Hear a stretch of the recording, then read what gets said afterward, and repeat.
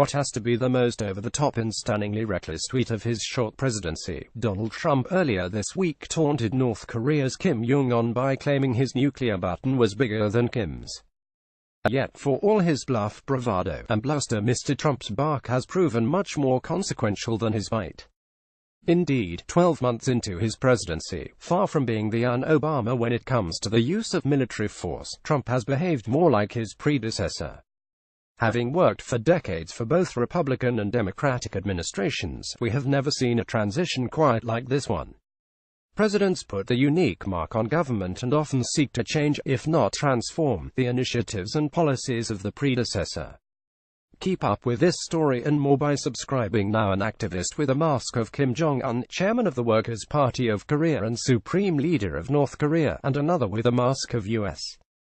President Donald Trump, marched with a model of a nuclear rocket during a demonstration against nuclear weapons on November 18, 2017 in Berlin, Germany.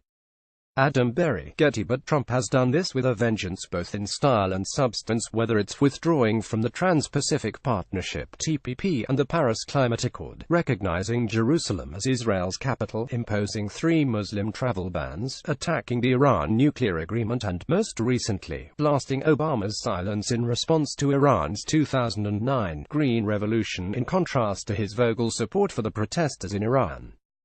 Paradoxically, the glaring exception to Trump's Obama is to blame for everything rule is perhaps a president's most important and fraught responsibility, when and how to use military force. On this question, Trump, like his predecessor, has shown more risk aversion than risk readiness. While the president has often engaged in blustery and bellicose rhetoric, he has been careful when it comes to putting American troops into harm's way. His retaliation for the Syrian government's chemical weapons attack on its own citizens was limited and proportionate, disappointing many hawks who hoped it would lead to the use of force on a much larger scale to alter the course of Syria's civil war. In Afghanistan, he chose a minimalist military option, a very modest surge of forces to do enough to prevent the Taliban from winning, but not enough to turn the tide in the conflict. In Syria, notwithstanding his chest thumping over the Iranian menace, he has refused thus far, in the face of pressure from conservative hawks and Israel, to commit American forces to aggressively confronting Iran and its proxies, and appears content to let Assad and Putin call the shots. The administration's successful campaign to dislodge ISIL from its proto-states in Iraq and Syria by and large followed a slightly souped-up version of Obama's strategy. In North Korea, fire and fury, and locked and loaded, have not yet ignited a second Korean War or a mushroom cloud. This uncharacteristic Trumpian caution seems driven by several factors. First, despite his boast during the campaign that he knew more than his generals, Trump, although he would never admit it, seems to understand that military strategy and tactics are not in his wheelhouse, and that talking tough is one thing, killing is another. Trump's limited use of force in Syria and his military caution toward North Korea and Iran reflect the steadying hand, prudence, and influence of what he likes to refer to as his generals and Secretary of Defense Mattis. Second, Trump sees himself as a domestic rather than foreign policy president. He clearly gets more revved up about catering to his base and enacting a traditional conservative Republican agenda, cutting taxes, shrinking the size of government, getting regulations off the backs of business, and eviscerating Obamacare, than making bold strategic moves on the international chessboard.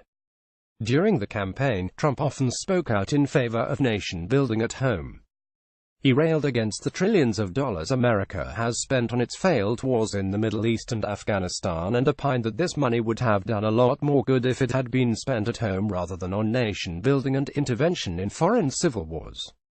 Even his presidential foreign speeches relitigate his election, tout declining unemployment, brag about record stock market levels, and rail against Obama's ruinous economic policies. Maybe it's giving Trump too much credit, but he probably grasps intuitively that a war, and especially an unpopular one, could derail his agenda and sink his presidency. There would be no better way to collapse the stock market and suffer a serious defeat in the midterm election than to set off a major war on the Korean peninsula involving the 3 largest economies in the world, the US, China, and Japan, and South Korea, the 11th largest.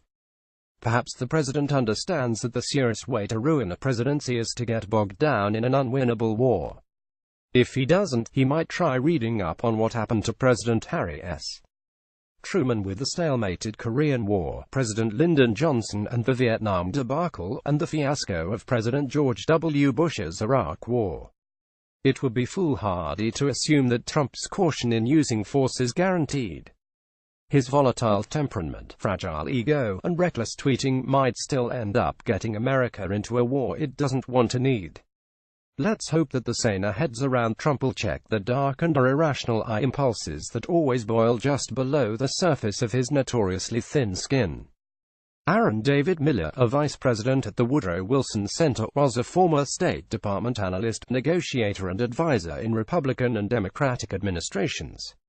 Richard Sokolsky, a non-resident senior fellow at the Carnegie Endowment for International Peace, spent 37 years in the State Department and was a member of the Secretary of State's Office of Policy Planning from 2005 to 2015.